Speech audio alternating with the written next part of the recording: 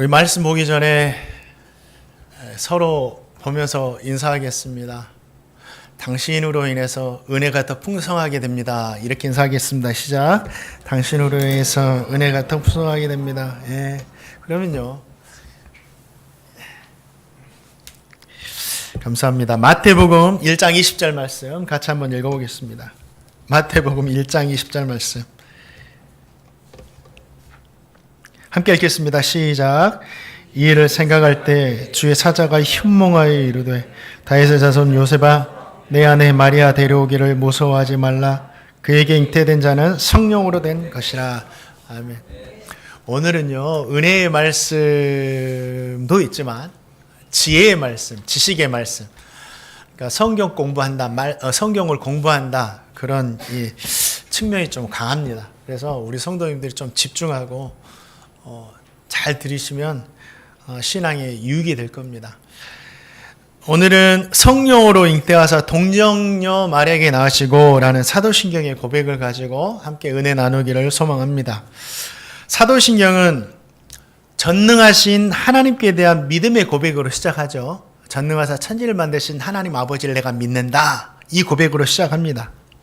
이 믿음이 있을 때, 이 가장 첫 믿음이 있을 때 사도신경에 나오는 모든 고백을 우리가 믿을 수가 있고 진실한 고백을 할 수가 있다라는 거죠.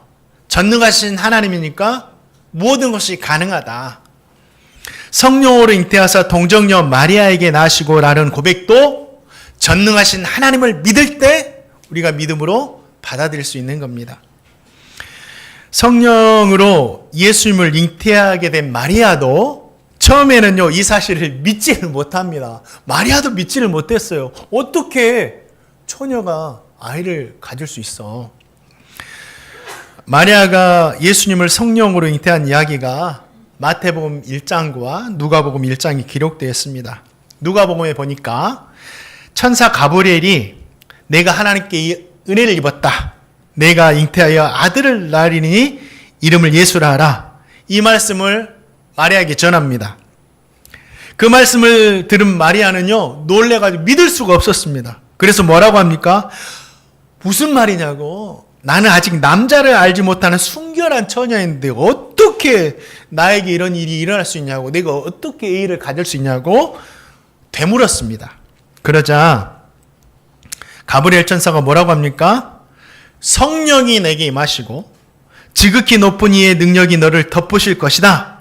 대저 하나님의 모든 말씀에는 능하지 못함이 없느니라. 이 말을 고백을 하는 거예요. 그러자 마리아가 뭐라고 합니까? 주의 여종이오니 말씀대로 내게 이루어지리이다. 이 말씀을 고백하는 거예요.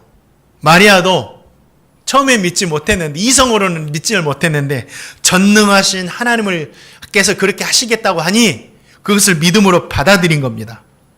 그래서 처녀인 나도 전능하신 하나님이 하시기 때문에 아이를 잉태할 수 있다라고 믿은 거죠. 마리아뿐 아니에요. 요셉도 마찬가지입니다. 요셉도 처음에 믿지를 못했어요. 그래서 마리아와 약혼을 하고 이스라엘 한 1년 정도 시간을 가지고 서로를 검증하는 시간을 갖잖아요. 그런데 그 시간에 마리아가 아이를 갖게 된 거예요. 요셉이 알았어요. 그래서 요셉은 좀 착했어요. 그래서 이 일을 드러내지 않고 가만히 덮고 그냥 마리아와 약혼 파기하고 그냥 없던 일로 하려고 했어요. 그때 천사가 나타나가지고 요셉에게 뭐라고 합니까? 이것은 그냥 있는 일이 아니라 이사야 선지자가 예언했던 말씀이 임했다. 보라, 처녀가 잉태하여 아들을 낳을 것이요 그 이름을 임마누엘이라 하리라. 이사야 선지자가 예언했던 구약의 말씀이거든요. 이스라엘 백성들은 어려서부터 율법의 말씀을 듣고 자랐기 때문에 이 이야기도 알고 있었어요. 요셉이 천사가 이 말을 해주니 그 말씀이 자신에게 임했다라는 것을 알게 된 거죠. 그래서 요셉이 가만히 끊고자 하는 그 마음을 돌이켜가지고 마리아를 데려와서 예수님을 낳을 때까지 동침하지 않고 아들을 낳았을 때 이름을 예수라고 지어줬죠. 요셉도 처음엔 믿지를 못했는데 이성으로는 도저히 받아들일 수 없었는데 천사를 통해서 전능하신 하나님께서 성령으로 하신다고 하니, 그 말씀이 이루어졌다고 하니 이것을 믿음으로 받아들인 거죠. 사랑하는 성도님들, 마리아도 요셉도 당사자들도 처음에는 처녀가 아이를 갖는다는 거 믿지를 못했어요. 그러나 그들이 전능하신 하나님을 믿을 때, 전능하신 하나님은 능치 못함이 없다, 이것을 믿음으로 받아들이고 처녀가 잉태하여 아이를 가질 수 있다, 이것을 믿음으로 받아들인 겁니다. 사랑하는 성도님들, 저와 성도님 마찬가지예요. 전능하신 하나님께 대한 믿음이 있어야 돼요. 그래야지만이 사도신경에 나온 모든 말씀을 우리가 믿을 수 있고, 성경에 있는 모든 말씀을 사실이다고, 진실이다고 믿음으로 받아들일 수가 있는 겁니다. 기독교는요, 이해하고 믿는 것이 아니에요. 믿음으로 받아들일 때 이해되는 것이 기독교의 신앙입니다. 저 성도님 모두가 전능하신 하나님께 대한 믿음에 서시기를 주님의 이름으로 축원드립니다. 자, 하나님은요, 세상이 창조되기 전부터 우리로 존재하셨다라고 지난주에 삼위일체 하나님에 대해서 들었잖아요. 우리라는 것은 뭐예요? 하나님이 한 분이신데 우리로 존재하셨다. 성부 하나님, 성자 예수님, 성령 하나님, 이 삼위 하나님으로 한 하나님이 존재하셨다라는 거죠. 삼위일체 하나님은 한 분 하나님 안에 세 자아, 세 인격이 존재하신다라는 의미예요. 그런데 이 삼위일체 하나님에 대해서는 아무리 인간의 언어로 설명을 하고 인간의 이성으로 이해하려고 해도 다 이해할 수 없는 신비입니다. 신비. 그래서 이것을 사람들이 삼위일체 하나님에 대해서 좀 이해하기 쉽게 하려고 여러 가지 방법으로 설명을 했어요. 그러니까 물은 차가워지면 고체 상태가 되고, 뜨거워지면 기체 상태가 되고, 그냥 적정한 온도에 있으면 액체 상태가 되잖아요. 그러나 물이에요. 이와 같이 삼위일체도 설명하려고 했고, 또 한 가지는 남자라는 존재. 남자는 결혼해요. 결혼한 순간 한 여자의 남편이고, 아이를 낳으면 아이들의 아빠이고, 직장에서는 회사원이고, 그런데 한 남자예요. 이렇게 삼위일체를 설명하려고 합니다. 그런데 이것도 완전한 설명이 되지를 못해요. 이렇게 설명하다 보면은 또 오류에 빠집니다. 그래서 저와 성도님은 이 삼위일체 하나님에 대해서 어떻게 이해해야 되느냐, 이 신비로 놔두고 성경이 우리에게 보여주시는 데까지만 우리가 보면 되고, 성경이 알려주시는 데까지만 알면 돼요. 더 자세히 알려고 하고 더 자세하게 설명하려 하다가 이단으로 빠지고 잘못된 길로 빠지는 경우가 허다합니다. 그래서 저와 성도님이 삼위일체 하나님에 대해서 하나님께서 보여주시는 데까지 보자. 한 분 하나님 안에 우리로 존재하셨는데 그 우리라는 하나님이 성부, 성자, 성령 삼위 하나님으로 존재하신다. 우리는 이것을 완전한 인간의 이성으로 믿을 수 없고 이해할 수 없지만 하나님께서 그렇게 보여주셨기 때문에 우리는 이것을 이렇게 받아들이고 알고 있으면 되는 거예요. 그러나 성경에서 이런 말씀을 해요. 너희가 지금 보는 건 희미하지만 그날에 천국에서는 다 분명하게 알게 될 것이다. 삼위일체 하나님에 대해서도 그래요. 우리가 지금은 신비로 희미하게 보지만 그 하나님이구나 보지만 천국에 가서는 어떻게 돼요? 완전히 이해할 수 있다라는 거죠. 이 삼위일체 하나님에 대해서는 저희가 홈페이지 성경 공부란에 완벽하게, 그것도 완전한 이성으로 대해서 설명은 하지만 그래도 이해하고 싶은 분들을 위해서 설명해 두었으니까는요, 홈페이지에 들어가서 한번 읽어보시기 바랍니다. 자, 삼위일체 하나님이 하나님의 본체로 계시잖아요. 본체가 되신 하나님께서 인간을 구원하시기 위해서 독생자로 이 땅에 오셨다라는 거예요. 하나님께서. 그분이 누구세요? 바로 성자 예수님이시죠. 그러면 성자 예수님께서 어떠한 방법으로 이 땅에 오셨는가?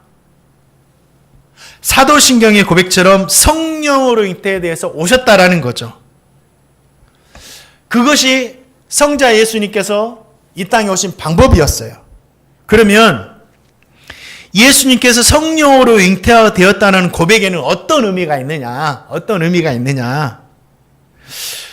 저와 성도님은 오늘도 사도신경을 고백했지만 그냥 간단하게 지나갔잖아요. 성령으로 잉태하사 동정녀 마리아에게 낳으시고. 그런데 우리가 이 고백을 할 때도요, 어떤 신앙의 의미가 있고 어떤 신앙의 고백에 담겨 있는지를 우리가 알고 고백하는 것과 그냥 모르고 고백하는 건 천지 차이입니다. 그래서 오늘은 이 말씀에, 이 신앙의 고백에 어떤 성경적 의미가 담겨 있는지 우리가 분명히 알아서 고백할 때마다 진실함으로 고백하시는 제가 되고 우리 성도님 되시기를 주님의 이름으로 축원드립니다. 성령으로 잉태하셨다, 이 말씀에는 어떤 의미가 담겨 있냐면 우리 독생자로 오신 예수님에게 완전한 신성이 있다. 신성이 있다라는 건 뭐예요? 완전히 죄가 없으시다, 이 고백입니다. 이 아담의 타락 후에 모든 인류, 아담의 타락 후에 모든 후손들은 아담의 피해를 이어받겠죠. 그래서 본질상 진노의 자녀로 죄인으로 다 태어납니다. 죄를 가지고 태어나요. 우리가 죄를 가지고 태어난 증거가 있습니다. 어린 아이들이, 아직 세상 물정도 모르는 어린 아이들이, 진짜 어린 아이들이 어떻게 하죠? 우리는 어린 아이들이 착하고 순결하고 거짓 없이 자라기를 원하는데 이 아이들이 순간순간 두려움에 빠지면 거짓말을 해요. 우리 아이들에게 거짓말하라고 가르쳤습니까? 아니에요. 제가 안 했는데요. 내가 안 했어요. 뻔한 거짓말 한다라는 거예요. 인간은요, 아담의 후손으로 태어나기 때문에 본질상 진노의 자녀로 죄를 가지고 태어날 수밖에 없습니다. 죄인으로 태어나는 거예요. 그러면 독생자 예수님께서 요셉이 되었든지, 잘 들으셔야 돼요. 요셉이 되었든지 마리아가 되었든지 그들로부터 생물학적인 요소를 단 1%라도 받아들여서 탄생하신다면 예수님도 아담의 죄를 이어받는 죄인으로 탄생하실 수밖에 없어요. 그러면 우리의 구원자가 될 수 없다라는 거죠. 죄인은 죄인의 죄를 담당할 수 없어요. 죄가 없는 분만이 죄를 담당할 수 있습니다. 이건 하나님께서 정해 놓으신 방법이에요. 그래서 이스라엘 백성들이 과거에 자신의 죄를 용서받기 위해서 희생제물로 드릴 때 희생제물이 어떻게 드려야 돼요? 흠없고 점없는 것으로 드려야만 했어요. 이게 상징이에요. 죄가 없는 것으로 드려야만 했어요. 인간의 죄를 담당할 수 있는 유일한 방법은 죄가 없는 분만이 죄를 담당할 수 있는 거예요. 하나님이 정해 두신 방법이에요. 예수님께서 모든 인류의 죄를 담당하시기 위해서 죄가 없는 상태로 탄생하셔야만 했죠. 그러면 인간의 방법으로는 태어나면 안 돼요. 그러면 아담의 후손으로 태어나니까 하나님의 방법으로 탄생하셔야만 합니다. 그 하나님의 방법이 뭐예요? 성령으로 잉태되시는 거예요. 하나님은 요셉에게 마리아가 잉태한 아이는 성령으로 잉태되었다라고 분명히 알려주셨습니다. 요셉과 마리아의 생물학적인 요소가 1%로 담겨있지 않는 100% 성령으로 마리아의 몸에 잉태되신 거예요. 그러니까 하나님께서 다윗을 사용하셨던 것처럼, 모세를 사용하셨던 것처럼 하나님은 단지 마리아를 사용하신 거예요. 성령으로 잉태되기 위해서. 생물학적인 방법이 단 1%도 들어가지 않아요. 그냥 성령 하나님이 잉태되신 거예요. 그게 하나님의 방법입니다. 죄가 없이 태어나셔야만 하셨기 때문에. 성령으로 잉태하사 이 고백에 담겨 있는 거예요. 예수님은 죄가 없으신 완전한 신성을 가진 분이시다.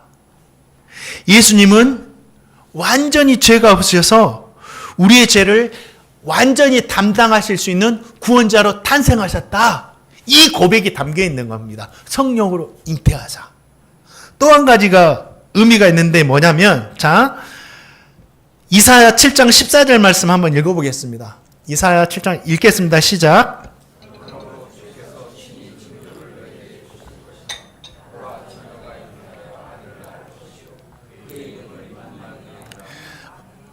성령으로 잉태하셨다는 고백이 또 어떤 고백이냐면, 이사야 선지자는 주님이 탄생하기 전에 8세기경에 활동했던 선지자입니다.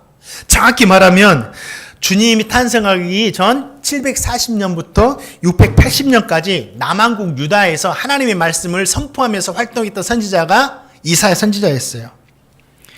예수님께서 탄생하기 약 700년 전에 하나님께로부터 계시를 받습니다. 이사야 선지자가. 그리고 나서 예언의 말씀을 전하는데 처녀가 잉태하여 아들을 낳을 것이다.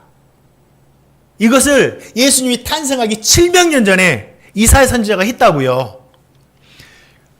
자, 동정녀가, 처녀가 아이를 낳는다? 생각해 보세요. 과학과 의학이 발달할 대로 발달한 지금도 이해할 수 없고 믿을 수 없는 이야기잖아요. 그런데 그 말도 되지 않는 예언을 이사야 선지자가 이스라엘 백성들에게 했다라는 거예요. 왜 그럴까요? 이사야 선지자도 전능하신 하나님을 믿었기 때문이에요. 예. 그런데 놀라운 것은 예수님께서 처녀의 몸에서 탄생하신다는 이 예언의 말씀은 이사야 선지자부터 했던 것이 아니라 그 전으로 올라가요. 언제부터 이 예언의 말씀이 기록되어 있느냐? 아담과 하와가 범죄한 이후에 하나님은 동정녀 탄생을 예언하십니다. 처녀에게서 아들이 낳을 것이다. 예수님을 그때부터 예언하세요. 자, 창세기 3장 15절. 이게 원복음이라고 하는데 창세기 3장 15절. 이게 예수님의 예언이에요. 읽어보겠습니다. 시작. 내가 너로 여자와 원수가 되게 하고 내 후손도 여자의 후손과 원수가 되게 하리니 여자의 후손은 내 머리를 상하게 할 것이요 너는 그의 발꿈치를 상하게 할 것이니라. 여기에서 나온 여자라는 말이요 히브리어로 처녀라는 말이에요. 갈라디아서 4장 4절에서 처녀라는 말이 또 나오는데 이 여자라는 말이 나오는데 때가 참에 하나님이 그 아들을 보내사 여자에게서 나게 하시고, 그렇죠? 이 여자, 창세기에서 기록된 이 여자, 그 여자의 후손으로 때가 참에 하나님이 갈라디아 4장 4절에서 여자에게서 낳게 하셨다고 했어요. 그 여자가 누굽니까? 동정녀 마리아다라는 거예요. 동정녀를 통해서 예수님께서 이 땅에 탄생하신 것은요, 어느 날 갑자기 일어난 사건이 아니에요. 하나님께서 인간을 구원하시기 위해서 구원 사역을 진행하시다 지금이다 하고 즉흥적으로 만들어낸 이야기도 아닙니다. 성경의 기록으로만 본다면 세상 만물을 창조하신 후 에덴 동산에서 아담과 하와가 범죄한 후에 예언된 말씀이에요. 그때부터. 그 예언의 말씀이 수세기를 걸치는 동안에도 변경되거나 취소되지 않고 예수님을 통해서 성취가 되었다라는 거예요. 놀랍지 않으세요? 성령을 잉태하사 동정녀 마리아에게 나셨다. 이 고백에는요, 예수님께서 하나님께서 창세로부터 예언하신 구원자로 오셨다.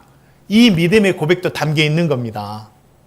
더 나아가서 하나님께서는 하신 약속의 말씀을 분명히 지키신다. 하나님의 말씀은 변함이 없고 거짓이 없다는 이 믿음도 담겨 있는 거예요.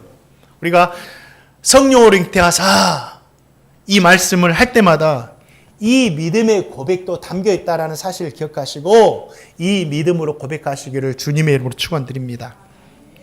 또 오늘 말씀을 전하고 나서 듣고 나서 지금은 이해되는데 잊어버릴 거예요. 그래서 제가 이 사도신경이 다 끝나고 나서는 한 부분 요약해가지고 홈페이지에다가 올려놓도록 하겠습니다. 궁금하실 때마다 한 번씩 열어보세요. 자, 좀 더 복잡한 이야기를 하겠습니다. 이건 저도 설명하기도 복잡하고 참 이해하기도 복잡해서 이걸 가지고 계속 씨름했어요. 어떻게 하면 성도들에게 이것을 쉽게 설명할까? 하나님의 본체가 되신 예수님께서 성령으로 잉태되어서 누구에게 나셨어요? 동정녀 마리아에게 나시고, 이제는 우리가 성령으로 잉태하시라는 말씀이 아니라 동정녀 마리아에게 나시고 라는 말씀에 대해서 알아보려고 해요. 이 말씀에는 어떤 의미가 있는가? 처녀의 마리아의 몸을 사용하셔서 우리 예수님께서 완전한 인간으로 탄생하셨잖아요. 완전한 인간으로 탄생하시기 위해서 동정녀 마리아의 몸을 사용하신 거예요. 이것을 성육신이라고 하죠. 왜 예수님께서 인간의 몸을 입고 오셔야만 하셨는가? 왜 성육신 하셔야만 하셨는가? 예수님의 성육신 사건은 우리에게 어떤 의미가 있는가? 여기에 대해서 한번 살펴보기 원합니다. 자, 히브리서 2장 14, 15, 17절 말씀. 이게 참 중요한 말씀이니까 현대어 성경으로 한번 번역된 것을 같이 읽어보기 원합니다. 더 이해하기 쉬우니까. 히브리서 2장 14, 15, 17절 말씀 한 절씩 읽어볼까요? 시작. 자녀들은 살과 피를 가졌기 때문에 예수님도 그들과 마찬가지로 인성을 지니셨습니다. 이것은 자신의 죽음을 통해서 죽음의 권세를 잡은 마귀를 멸망시키시고 일생 동안 죽음의 공포에서 종살이하는 모든 사람을 해방시키기 위한 것입니다. 그러므로 주님은 모든 점에서 자기 형제들과 같이 되셔야만 했습니다. 이것은 하나님을 섬기는 일에 자비롭고 충성스러운 대제사장이 되어 백성들의 죄가 용서받도록 하기 위한 것입니다. 이게 무슨 말이냐면 히브리서 말씀 보니까 예수님은 살과 피가 있는 완전한 인간으로 오셨다라는 거죠. 마리아의 몸을 통해서. 이것은 외적인 신체적인 것만 의미하는 것이 아니라 예수님이 지정의 모든 부분에서 완전한 인간으로 오셨다라는 거예요. 저와 성도님과 같이 완전한 인간으로 오셨어요. 그러나 죄가 없이 오셨죠. 그래서 예수님은 완전한 신성을 가지셨고 완전한 인성을 동시에 가지신 분이세요. 자, 히브리서 9장 22절에 보면 피 흘림이 없이는 죄 용서도 없다고 했어요. 그런데 인간들이 죄 용서를 받기 위해서는 반드시 누군가는 피를 흘려 주셔야만 하셨습니다. 그러면 어떻게 돼요? 살과 피가 있는 완전한 인간으로 오신 예수님께서 우리를 위해서 뭘 흘려주셨어요? 보혈을 흘려주셨죠. 왜요? 피 흘림이 없이는 죄 사함도 없으니까. 우리 주님께서 완전한 인간으로 오셔서 피를 흘려주셨다라는 거예요. 우리의 죄를 담당하셨고 이 피 흘리심으로 인간의 모든 죄를 용서하심으로 죄에서 해방시켜 주셨고 인간을 죽음으로부터 구원해 주셨다라는 거죠. 인간이 되셔서 완전한 인간이 되셔서 인간의 죄를 담당하신 거예요. 이게 중요합니다. 예수님은 완전한 인간이 되셔서 인간의 죄를 담당하신 거예요. 자, 그리고 첫 인간이었던 아담의 죄로 말미암아 온 인류가 죄악에 놓이게 되었죠.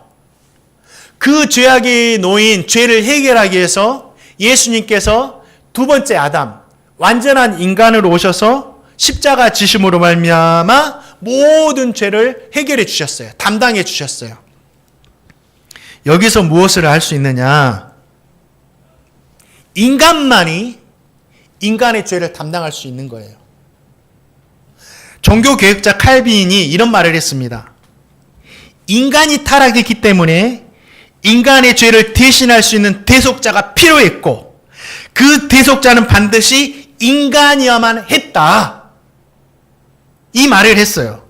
사랑하는 성도님들, 죄가 없는 완전한 인간만이 인간의 죄를 담당해서 피를 흘릴 수 있는 거예요. 그래서 예수님께서 성육신 하심으로 말미암아 이 땅에 오신 겁니다. 인간의 몸을 입고. 우리 예수님께서 완전한 인간으로 이 땅에 오셨다라는 의미에는 또 한 가지 의미가 있는데, 자, 인간으로 오셨기 때문에 인간이 당하는 희로애락을 다 경험하셨고 인간이 당하는 모든 고통도 친히 맛보시는 분이 우리 예수님이세요. 자, 그러면 죄로 인해 모든 고통을 다 예수님께서 당하시는데 신으로 오셨기 때문에 아무 고통도 느끼지 않으셨습니까? 아니에요. 완전한 몸을 입고 있었기 때문에 죄로 인해 당하는 수치, 멸시를 그분도 몸소 다 당하셨어요. 십자가의 무거움 몸소 다 짊어지셨어요. 채찍에 맞는 고통과 못 박히는 고통과 십자가 위에서 6시간 동안 인간이 죄로 당하는 모든 고통을 친히 당하셨어요. 이것이 인간으로 오신 주님께서 담당하신 우리의 죄값입니다. 인간으로 당하신 우리의 피 흘림이세요. 몸소 모든 것을 담당하심으로 우리의 죄를 속하여 주셨고 우리를 죄에서 해방해 주셨고 우리를 구원해 주셨고 우리에게 천국을 주셨고 우리를 하나님의 자녀로 변화시켜 주셨다라는 거예요. 사랑하는 성도님들, 저와 성도님이 동정녀 말에게 나시고라는 고백을 할 때 이 고백에 담겨 있는 거예요. 완전한 인간으로 오신 예수님께서 우리를 위해서 피 흘려 주셨고 우리의 모든 죄를 담당하셔서 십자가에 못 박혀 죽으셨다. 결코 가벼운 고백이 아니에요. 이 고백에는 이 믿음이 담겨 있는 겁니다. 사랑하는 성도님들, 성령으로 잉태하사 동정녀 말에게 나오시고 이 고백을 하실 때마다 정말 이 의미가 무슨 의미인지를 알아서 감사함으로, 정말 주님께 대한 감사함으로 고백하시는 저와 성도님 되시기를 주님의 이름으로 축원드립니다. 자, 마지막으로 저와 성도님이 예수님이 누구를 통해서 오셨죠? 이 땅에? 마리아를 통해 오셨죠. 또 요셉도 사용하신 부분이 있지만 마리아를 통해 오셨습니다. 자, 누가복음 1장 38절 한번 읽어보겠습니다. 시작. 마리아가 이르되 주의 여종이오니 말씀대로 내게 이루어지다 하며 천사가 떠나가니라. 참 그래요. 우리 주님께서 남성분들도 많이 쓰지만 참 귀한 일이에요. 여성분들을 참 많이 쓰세요. 예수님은 동정녀 마리아를 통해 이 땅에 탄생하셨습니다. 하나님께서 마리아의 몸을 사용하신 거죠. 마리아 입장에서는 인류 역사상 가장 위대한 구원 사역, 예수님을 이 땅에 성육신하는 귀한 일에 쓰임을 받은 거죠.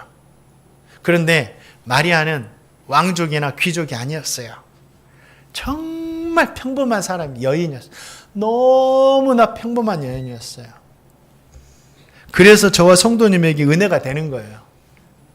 마리아가 쓰임 받았다면 저와 성도는 쓰임 받을 수 있다라는 겁니다. 그런데 하나님은 정말 지극히 평범한 사람도 사용하시는데 어떤 사람을 사용하시느냐? 두 가지를 기억하세요.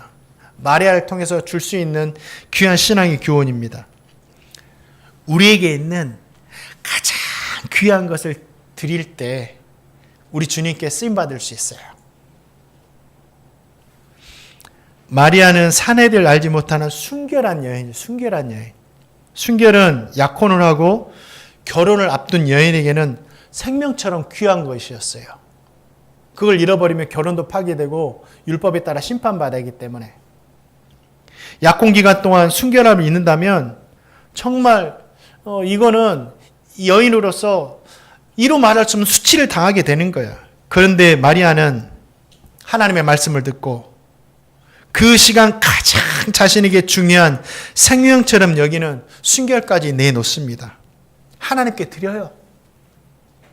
하나님께서 가장 귀한 것을 드릴 때요, 우리는 쓰임받을 수 있어요. 주의 여종이오니 제 순결함도 주님께서 드리겠습니다. 아브라함에게 가장 중요한 것은 이삭이었습니다. 아브라함이 이삭을 드렸을 때 어떻게 해요? 가장 정말 믿음의 조상으로 쓰임받잖아요. 또 다윗은 자신의 마음을 드렸을 때 이스라엘 왕으로 쓰임을 받습니다. 솔로몬은 1,000번제를 드릴 때 지혜의 왕으로 쓰임을 받고 12제자와 바울은 자신의 삶을 드렸을 때 복음을 전하는 사도로 쓰임을 받고 마리아는 향유옥합을 드려서 주님의 죽으심을 예배하는 귀한 일에 쓰임을 받죠. 사랑하는 성도님들, 우리 성도님들에게 있어서 가장 중요한 건 뭡니까? 어떤 여인은 둘 했더니 가장 소중해서 주님께 드리잖아요. 그래서 지금까지 우리에게 귀한 신앙의 모범으로 쓰임 받잖아요. 사랑하는 성도님들, 주님께서 쓰시고자 하실 때 진짜 그것이 주님의 뜻이라면 마리아처럼 주의 계집종이오니 하면서 주님께 아낌없이 드릴 수 있는 제가 우리 성도님 되시기를 주님의 이름으로 축원드립니다. 또 한 가지, 두려움 중에도 주님의 말씀에 순종할 수 있는 사람이 쓰임받을 수 있어요. 저와 성도님 두려움 중에도 주의 말씀을 믿고 순종하세요. 마리아는 천사가 전해주는 하나님의 말씀을 듣고 주의 여종이오니 말씀대로 내게 이루어지이다 하고 고백합니다. 순종한 거죠. 그런데 마리아의 순종은 쉬운 순종이 아니었어요. 믿음 좋아서 순종했지? 아니에요. 마리아가요, 죽을 각오하고 순종했습니다. 어떻게 죽을 각오한지 아세요? 자, 신명기 22장 23절 24절 말씀 같이 한번 읽어보겠습니다. 마리아가 왜 죽을 각오했는지 읽겠습니다. 시작. 처녀인 여자가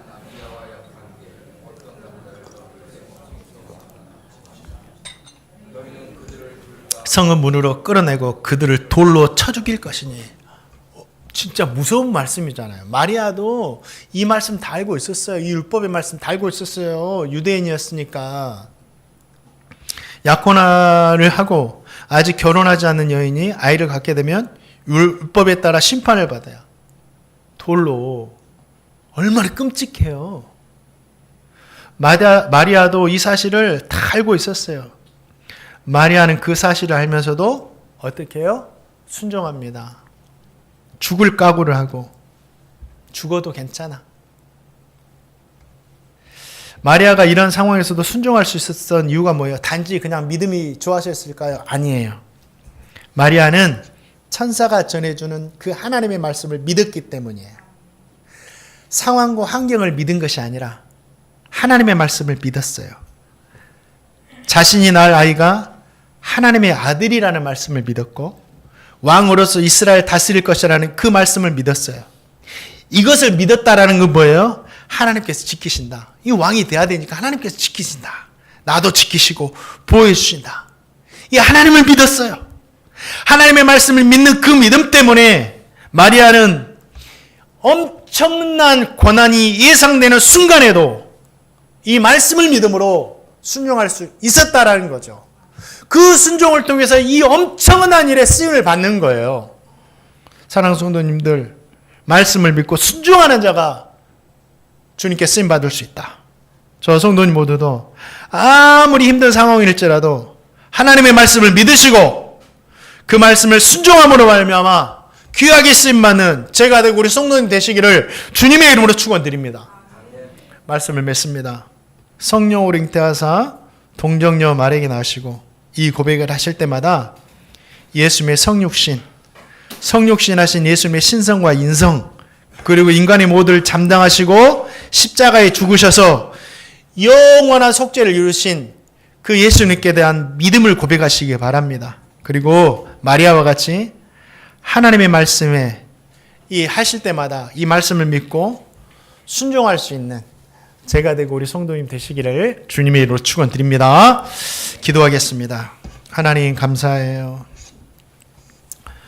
마리아의 믿음이 우리의 믿음 되게 하시고 성령으로 잉태하사 동정녀 마리아에게 낳으시고 그 믿음을 고백을 할 때마다 정말 주님께서 나를 위해서 독생자로 오셔서 아낌없이 피 흘려주신 그 은혜에 감사하는 믿음의 고백할 수 있도록 인도하여 주시옵소서.